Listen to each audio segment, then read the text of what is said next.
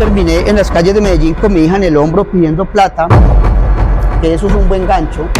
Yo veo que llegan los sicarios y vi todo y vi cómo le pegan el tiro. En ese momento Dios se glorificó, tocó mi vida, el milagro se dio, no me mataron. Estaba el jíbaro con un tiro acá, con los ojos abiertos.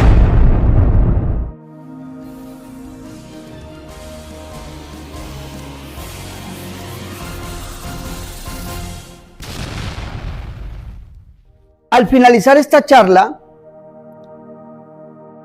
20 colombianos habrán muerto por los horrores de la adicción. Y me excusan por ese término tan fuerte, pero es una realidad que estamos viviendo en esta sociedad. Cuando nosotros hablamos de adicción, estamos hablando de una necesidad interna, dándole continuidad a lo que la doctora venía hablando. Todos hemos experimentado en algún momento una gripa, ¿verdad? Y algunos pues dejamos que esos síntomas pasen, pero otros no. Otros utilizamos un analgésico para aliviar los síntomas. Hemos también escuchado hablar cuando dicen, bueno, tal persona se ahoga en un vaso de agua. ¿Sí? ¿Cómo es su nombre? ¿Marlon? ¿Marlio tiene pareja? Sí. Voy a explicarlo de esta manera. Marlio tiene su pareja, su esposa, yo también. Pero resulta que por circunstancias de la vida, esta pareja se va de la vida de nosotros. Puede ser el hombre también. Y es una gran pérdida, porque es una buena mujer o es un buen hombre. Y tiene uno esa sensación ahí de vacío, de ausencia. Posiblemente desde la manera como yo he venido significando mi historia de vida, esos patrones de comportamiento, como digo, está relacionado de dónde vengo, de esa situación social, familiar. Posiblemente frente a esa situación yo termine consumiendo drogas o yéndole a pedir alternativa allá al cantinero, tomando licor, o muchos se han suicidado. Y Marlon, por su significado, como él le ha dado significado a sus experiencias y sus valores y sus principios, toma esto de la mejor manera y va a buscar ayuda, busca terapia, hace el duelo, genera conciencia de esa situación, empieza a vivir la soledad, le saca partido, va al gimnasio y empieza a estar muy tranquilo. La adicción, como decíamos ahora, es simplemente un escape, una manera de lidiar con esas situaciones que todos los seres humanos tenemos, y cuando no hay una buena salud mental, como decía la doctora, pues estamos susceptibles a caer en adicciones.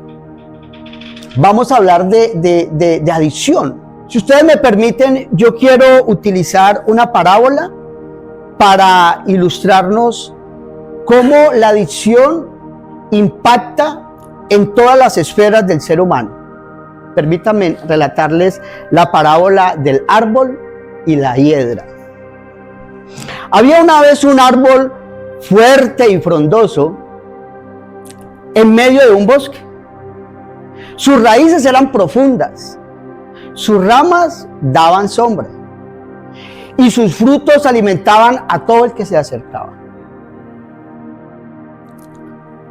Cierto día, una pequeña hiedra empezó a trepar por el tronco. Al principio era inofensiva, inclusive se veía decorativa. Los animales y los viajeros la veían inofensiva, no le daban importancia. Pero con el tiempo, esta hiedra empezó a crecer rápidamente y empezó a envolver el tronco el árbol empezó a debilitarse. La corteza empezó a quebrantarse, sus hojas a marchitarse y poco a poco dejó de dar fruto. La hiedra empezó a consumir los nutrientes y empezó a robarse la luz del sol. De pronto, las raíces del árbol empezaron a debilitarse, no soportaban el tronco. Un día, la fuerza de la hiedra tumbó el árbol al suelo. Lo que nadie había notado era que realmente la hiedra no hacía parte del árbol. Era algo externo, pero que poco a poco lo fue asfixiando hasta que lo derrotó. ¿Cuál es la reflexión? La adicción es como la hiedra. Al comienzo es casi imperceptible. Es como un escape, como una manera de distraernos, una manera de aliviar el dolor, pero no permanente. Cuando uno no la trata a tiempo, lo llega a envolver a uno en todos los aspectos de su vida, a nivel espiritual, económico, de relaciones, y posiblemente termina atrapándolo hasta derrotarlo. Ustedes vienen aquí y van a escuchar un poco de salud mental, un poco de adicciones, pero posiblemente ninguno de ustedes tengan esa dificultad, no hay adicción a nada, posiblemente. Pero sí es bueno que hoy se lleven un mensaje para su casa, ¿sí? Y puedan entender más de lo que saben y poder compartir en sus casas con sus amigos, sus familiares, el tema de las adicciones, para no juzgar, porque a veces juzgamos. Yo quiero contarles hoy una historia de la vida real. A diferencia de otras historias, esta historia tiene un final feliz. Y esa es mi historia. Hoy realmente estoy aquí como invitado a hablar como experto en adicciones y esto, pero realmente yo hoy quiero contarles quién soy yo, de dónde vengo, qué es lo que ha pasado en mi vida. ¿Alguna vez ustedes le han preguntado a un consumidor de sustancias psicoactivas, a un adicto, le han preguntado, ¿usted por qué consume? ¿Alguna vez han hecho esa pregunta? ¿Y si recuerdan la respuesta? En consulta, yo también le pregunto al paciente, bueno, ¿y usted por qué consume? Y normalmente dicen, no, por experimentar, por querer pertenecer a un grupo, porque mi papá y mi mamá se separaron, es que mi esposa, es que mi esposo. Siempre hay como una justificación el por qué la persona llega al consumo. Y de lo que habíamos hablado ahora, realmente uno no llega a la adicción de la noche a la mañana, de la nada uno consume. Eso está relacionado con tu historia de vida, con esa parte social, familiar. Por eso nosotros los padres tenemos un compromiso, realmente. Porque tiene que ver con la parte genética, con la parte biológica, psicológica, social. Eso está directamente relacionado. ¿Ustedes quieren saber por qué yo empecé a consumir drogas? ¿Sí quieren saber? Sí. Bueno, yo tenía 9 años de edad y quiero contarles realmente unas situaciones difíciles que pasé. Por eso decía ahora que es una historia donde muchos no pueden contarla, porque terminan muertos en la cárcel, terminan con el viaje del no retorno, pierden el sentido a la existencia. Yo tenía 9 años y mi hermano tenía un grupo de amigos y mi hermano murió por los horrores de la adicción, lo mataron. Él no tuvo la oportunidad de recuperarse ni de contar esa historia. Y nosotros somos 10 hermanos y mi hermano era una persona que yo amaba, era mi modelo de identificación. Yo lo veía como un héroe. Yo hablaba con él porque en mi casa todos estaban ocupados. Además, yo era un niño bueno de 9 años. No quebraba un huevo, era muy tranquilo. Entonces todos pensaban que yo estaba yendo a la escuela normal y al colegio normal. Pero un domingo, en la mañana, yo llego a buscar a mi hermano. Él estaba en una bicicletería y ahí unos adultos estaban tomando trago y estaban fumando algo que pareciera que era cigarrillo. Yo llego allí y a esa edad, estos adultos, pues a manera de mofa, de maldad, me enseñan a fumar cigarrillo. Y yo aprendo a fumar cigarrillo con la diferencia que ese cigarrillo estaba cargado de ese polvito blanco llamado bazuco. Bueno, café. La sensación me gustó. A mí me sacó de la realidad. Yo en ese momento veía la situación en mi casa económica, las situaciones de conflictos, y yo a la edad de 9 años veía como la vida muy real y me asustó la vida, me asustó vivir. Y eso me sacó de la realidad. A los 16 años, yo ya era un adicto que tenía la necesidad de consumir y vi que era un problema y empecé a buscar ayuda a los 16 años. ¿Saben por cuántas fundaciones pasé? Por 17 fundaciones. Busqué 17 veces la manera de salir de esa situación. Inclusive otras veces sin ir a una fundación, 21 veces lo intenté y 21 veces recaí. Les contaba que a los 16 años fue mi primer internado. Yo dije, bueno, yo tengo un problema, la verdad, yo sí terminé mi primaria, yo sí terminé mi bachillerato, yo presté servicio militar, yo trabajé en Cartón Colombia, porque yo era un consumidor funcional.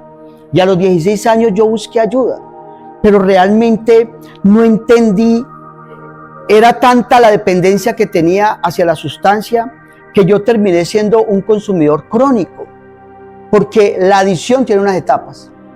Hay una etapa experimental, ocasional, hay una etapa social, y yo llegué a la etapa crónica, obsesiva, compulsiva. O sea, vivía para consumir y consumía con el fin de vivir. Y a veces es muy fácil juzgar y decir, pero esa persona es que no tiene voluntad. Claro, es que la voluntad en un adicto juega un papel mínimo. No hay voluntad.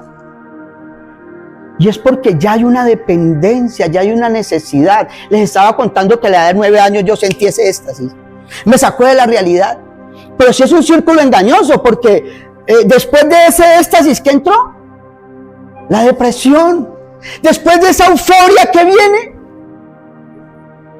la tristeza, la disforia.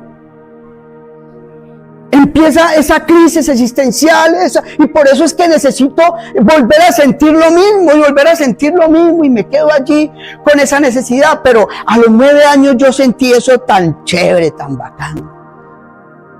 Y duré más de 25 años intentar volver a sentir esa misma sensación y no pude. No pude.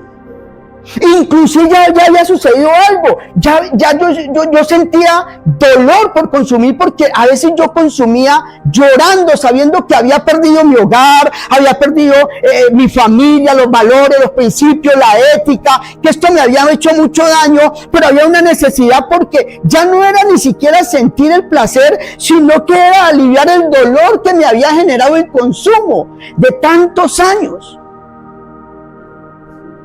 Yo decía, no puedo seguir consumiendo, ya he perdido esto, he perdido la dentadura, he perdido esto, y tengo que parar, y por eso hay una manera de uno decir qué es lo que le pasa al adicto. Está enamorado. La mejor manera de decir qué es lo que pasa, adicción y todo eso, no, es que está enamorado.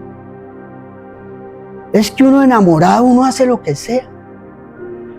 Y pareciera, y sí, yo estaba enamorado de la sustancia. estaba enamorado definitivamente. Y yo decía, yo me voy a despedir no más porque he perdido mucho. Y yo decía, no más, hasta aquí. Y yo lloraba, muchas veces lloraba consumiendo de esa impotencia de saber que había perdido y que iba a seguir perdiendo, pero no podía parar. Ya había una dependencia. Yo toqué muchos fondos, estuve en la cárcel, en la calle, 17 fundaciones.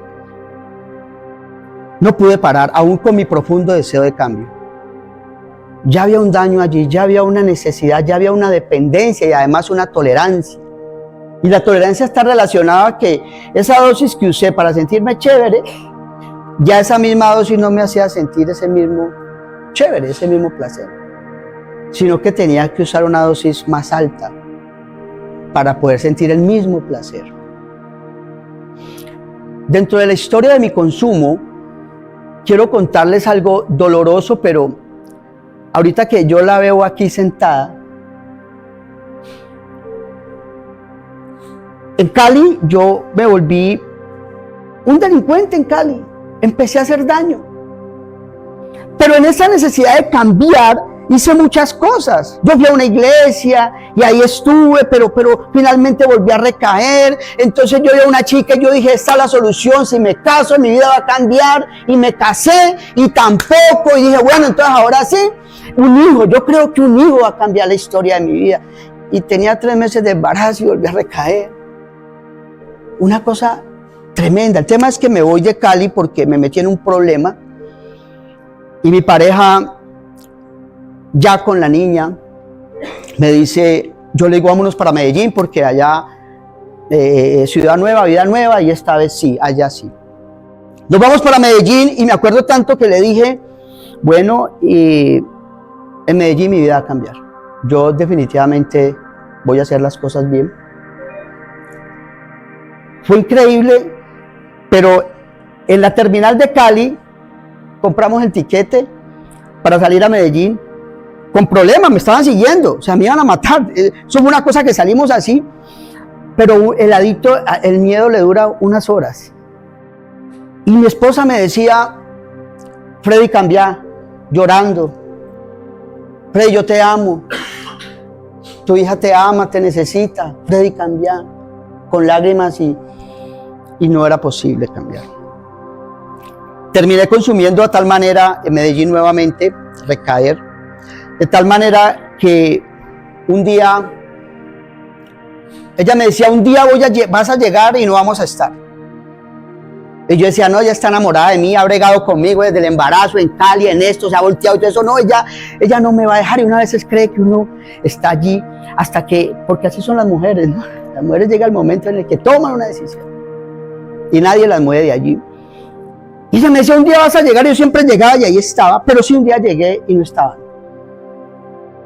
Y era tanta la dependencia y esa adicción que yo entré en crisis, pero rápidamente dije, estamos en un cuartico en Medellín, ¿no? Y yo entré en crisis porque ya no están, pero dije, ese dolor yo no lo puedo soportar. Y entonces me llevé lo poquito que me dejó a la olla a venderlo para fumármelo. Me perdí 2 meses, a los 2 meses me la encuentro en Medellín. Y yo me perdí 2 meses, me enloquecí 2 meses y yo le digo, venga, y me dice, pero Freddy, es que ya han pasado 2 meses. Y yo, 2 meses.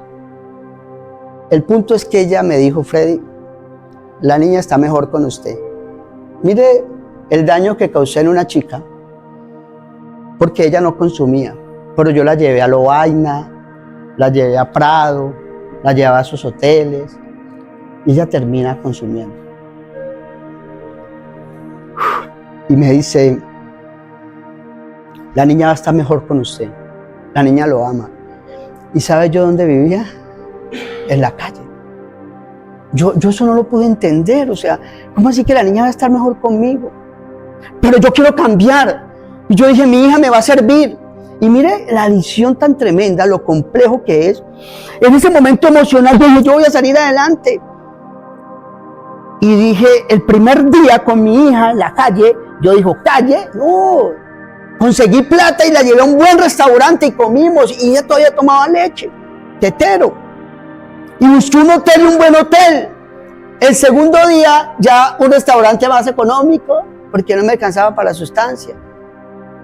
Un hotel más económico, hasta que llegó el momento en que no, terminamos durmiendo en la calle, en un carro abandonado.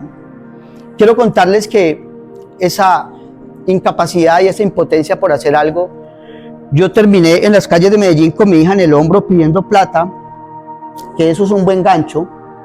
Un niño a la 1, 2 de la mañana, 12 del día en la calle. Dios ya me perdonó por eso, creo. Que ya me perdonó. Y pidiendo para mi hija y terminando en Lovaina, tocando en la olla, véndame y siga mi hija caminando ahí mientras yo armo, no me mire y fume y fume y fume. Fue doloroso. Un día llegué a un hotel barato por ahí de 1.500 la noche y le digo a mi hija, juegue allá mientras yo consumo, y un día mi hija entra al cuarto y me dice, y yo estoy fumando y me dice, papá, ¿qué es eso? Fue muy doloroso. Historias dolorosas que viví por los horrores de la adicción. Pero hoy estoy feliz, hoy estoy contento, porque mi hija está ahí conmigo. Mi hija está cursando 8º semestre de Derecho en la Santiago. La amo. Ella vive sola y fue muy bonito porque anoche se quedó conmigo. Dormimos juntos en la cama. No muchos pueden contar esto, por eso les decía que es una historia que no muchos tienen un final feliz. Es lindo, es maravilloso. Esta mañana llamé a mi mamá y le dije, mamá, porque yo doy charlas en los colegios, yo tengo una fundación y hablo con las familias y con los usuarios y doy terapia y todo, pero pues realmente es mi primer escenario, ¿sí? Es mi primer charla como psicólogo, ¿sí? Estoy recién graduado. Y yo llamé a mi mamá esta mañana y le dije, mamá, voy para dar una charla, déme la bendición. Y fue bonito porque con mi mamá también vengo en un proceso. Yo siento que mi mamá está en la hora, yo llevo 17 años totalmente limpio, pero siento que mi mamá está en la hora que no me ha perdonado. Yo recuerdo que cuando yo llegaba a la casa, ella me decía, Michael, ¿por qué viniste? Maldigo, ¿por qué no te quedaste? Lo único que espero es que te hayan matado. Y echaba esa cantaleta, y eche, y tratándome mal y maldiciéndome, pero preparándome la arepita y la carnita en bistec, y me ponía allí. Y yo ya me le aprendí esa cantaleta a mi mamá. Pero le hice mucho daño, la robé, le hice mucho daño. Estuvo en la cárcel acompañándome en fundaciones en mucho lugar. Mi familia me apoyó, pero llegó el momento en que se cansaron definitivamente. Y mi mamá y algunos miembros de mi familia no han podido superar eso. Estaba con la doctora Gisela en la 14 de Alfaguara el viernes y viene un sobrino y no me saluda y sigue derecho. Dios mío, no me han perdonado. Hay gente que no ha perdonado. No han entendido que yo estaba enfermo. Porque uno no es culpable de la enfermedad de la adicción. No somos culpables de la enfermedad de la adicción. Pero sí somos responsables de la recuperación. Sí somos culpables. Una vez lleguemos a un programa, una vez empecemos, sí somos responsables. Porque yo hice el paréntesis y quiero decirles qué me pasó. Yo toqué todos esos fondos hasta que un día estaba en Popayán porque decidí no luchar más. Lo intenté 21 veces y 21 veces recaí, ya voy terminando. Yo dije, no lucho más. Y me fui para Popayán y dije, definitivamente no pude. Yo ya muero así, desde mi profundo deseo intentado y no lo he logrado. Y estaba en un estado de deterioro físico, mental, emocional, psicológico, tirado, un habitante de calle, sin fuerzas, pero con esa necesidad de la dosis. Una necesidad imperiosa de usar la sustancia. Me metí a una olla, a un sitio donde venden, en Sauces. De manera muy astuta, veo dónde está la bomba es el paquete de donde sacan los cositos para vender. Y me robé la bomba y me huí. A los 8 días, increíble, a los 8 días, no sé si contarles esta historia, ya voy terminando, pero no sé si contarles esto, es muy duro. Oiga, en otro barrio, en López, en Popayán, ¿conocen Popayán? ¿Lo conocen los sauces? Bueno, en López, otro sitio de consumo, había un jíbaro que todos los días me fiaba un bazuquito, un cigarrillo. Y todos los días en la noche yo se lo pagaba. Yo robo allá la bomba, a los 8 días voy donde el jíbaro a que me venda y yo presencio, yo estoy ahí sentado y él entra a un restaurante y yo digo, pues ahorita que desayune, pues le digo que me fíe el coso. Y estoy así cuando yo veo que llegan los sicarios y vi todo y vi cómo le pegan el tiro. ¡Pah! Y se vienen hacia acá y cuando ellos pasan, yo me paré y me fui para ese restaurante y no había nadie en el restaurante, todo el mundo se había escondido y estaba el jíbaro con un tiro acá, con los ojos abiertos. Y mi único recurso fue coger el canguro, robarlo, sacudirlo todo. Y me voy en ese estado de huida, pues acaban de matar a alguien, yo lo robo al que mataron, y me voy, cojo un taxi, y en el taxi veo que en el canguro hay droga, hay base, hay celulares, hay monedas, hay billetes, hay relojes, hay cadenas, hay de todo en ese canguro. Pero a mí me gustaba el bazuco de los sauces de allá de ese lugar. Y cogí un taxi y le dije, lléveme a los sauces, mire la locura. Y cuando llego y estoy tocando en la puerta, resulta que era la puerta donde hace 8 días había robado. Porque se dieron cuenta. Me cogieron, me lincharon, me torturaron y ahí quiero contarles y voy terminando. Me metieron a esa casa, me dieron durísimo y me torturaron psicológicamente y me dijeron cómo me iban a matar y todo. Y yo no tuve otro recurso sino clamarle a Dios. Hice un pacto con Dios. Porque cuando ellos deciden llevarme al río Sauces a las 3 de la mañana y yo tengo la pistola en la cabeza, yo por primera vez sentí miedo. Y miedo a la muerte. Porque yo fui un jalador de motos donde realmente estuve 4 veces en Villanueva y a mí me dispararon. Yo quería era morirme. Yo no le tenía miedo a la muerte. Ni tampoco a Dios. Dios sobraba para mí. ¿Para qué Dios? Todo lo que yo quisiera lo lograba. ¿Para qué Dios? En ese estado de dependencia, yo lo único que creía era en el jíbaro y en la sustancia, nadie más, ni en mi mamá. Pero ese momento yo sentí miedo a la muerte y mi única opción fue clamarle a Dios, hice el pacto con Dios. En ese momento Dios se glorificó, tocó mi vida, el milagro se dio, no me mataron, pero a partir de ese momento la ansiedad por las drogas desapareció. Fue un milagro doble. Me dejan vivir, no me matan, pero con un deseo inmenso de vivir, sano, sin la necesidad porque quedé en la calle, y había consumo, había esto, pero parecía que hubiera acabado de nacer, como que nunca en mi vida hubiese tocado eso. Y llevo 17 años sin sentir craving ni deseo, o sea que yo sí soy un milagro de Dios. Yo considero que soy un milagro de Dios.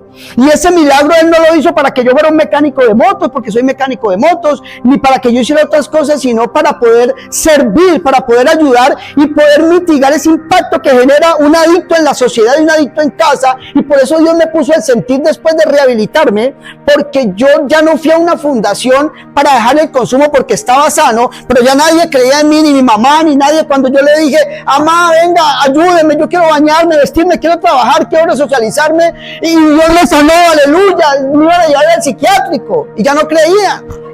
25 años diciendo lo mismo. Y es cuando Dios es perfecto y Dios organiza todo. Dios es un Dios justo y perfecto y me tiene una fundación y yo digo, por una fundación yo no consumo. Pero yo entendí que tenía que rehabilitarme, que tenía que organizar ese desorden de más de 25 años. Y dije, me quedo 2 meses en este lugar. Y a los 2 meses dije, me quedo 6 meses. Y a los 6 meses dije, ¿cuánto hay que estar aquí? 1 año, me quedo el año. Y yo en esa fundación yo sentí la necesidad de ayudar a otros. Yo fui un habitante de calle en Cali. Estuve en el Sucre, en Fray Damián. Allá vivía. Y Dios me llevó a ese lugar y ahí es donde vengo haciendo el trabajo social con habitantes de calle. Dios me permite abrir una fundación para apoyar. Y Dios me sacó realmente para poder transmitir el mensaje que sí es posible. que sí es posible la recuperación, pero que se necesita un tratamiento y que no podemos esperar a llegar a tocar esos fondos que yo toqué, sino que es necesario apenas veamos síntomas con nuestros familiares, nuestros amigos, cuando haya un síntoma, ¿sí? Empezar a hacer la intervención a tiempo. Yo empecé a consumir drogas para sentirme bien y terminé usándolas para no sentirme mal. Muchas gracias por escucharme, gracias por estar aquí.